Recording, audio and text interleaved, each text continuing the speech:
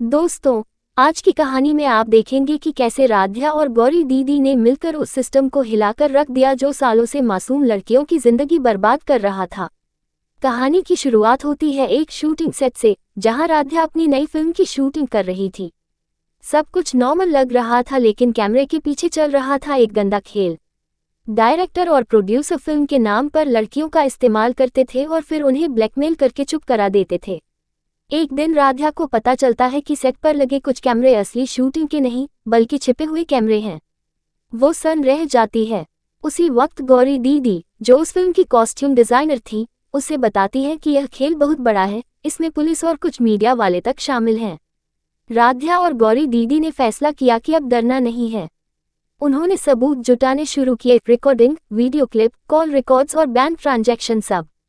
रात भर जागकर उन्होंने हफ्तों तक मेहनत की और फिर एक दिन वो दोनों सबूत लेकर पहुंची सत्यव्रत न्यूज चैनल के पत्रकार अनिकेत मेहरा के पास।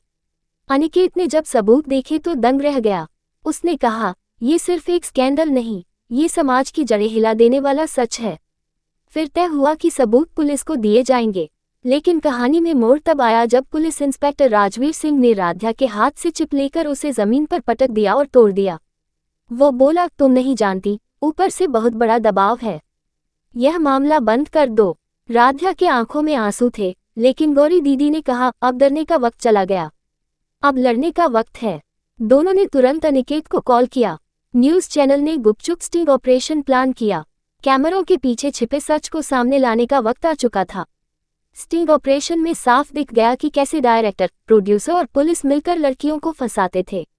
अगले दिन सुबह सुबह शहर की हर स्क्रीन पर एक ही खबर थी, टक्कर, फिल्म इंडस्ट्री का काला चेहरा बेनकाब।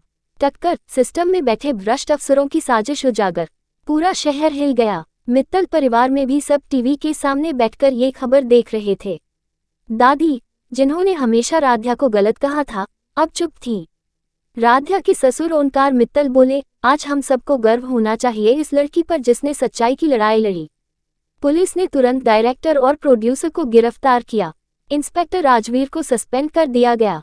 प्रेस कॉन्फ्रेंस में साफ कहा गया, अगर राध्या और गौरी दीदी की बहादुरी न होती तो ये गैंग आज भी मासूम लड़कियों को फंसाता रहता। दादी की आंखों में पछतावे के आंसू थे। उन्होंने राध्या से कहा, बेटा, माफ कर दे मुझे, मैंने तुझे कभी नहीं समझा। राध्या मुस्कुराए और बोली, गलती किसी की नहीं दादी, बस सच्चाई देर से दिखी। लेकिन अब कोई भी लड़की डरकर चुप नहीं रहेगी।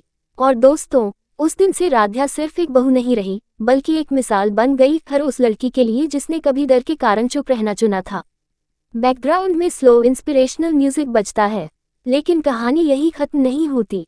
आने वाले एपिसोड में आप देखेंगे कि कैसे दादी फिर एक नई साजिश रचती है राध्या और प्रथम को अलग करने की। क्या राध्या फिर से सच्चाई की जीत दर्ज करेगी? जानने के लिए जुड़े रहिए हमारे चैनल के साथ। उंगली से नीचे की ओर इशारा। अगर आपको ये कहानी पसंद आए हो तो दिल वीडियो को लाइक करें, लाउडस्पीकर चैनल को सब्सक्राइब करें, बेल और बेल आइकन दबाना बिल्कुल न भूलें ताकि अगला एपिसोड सबसे पहले आप तक पहुंचे।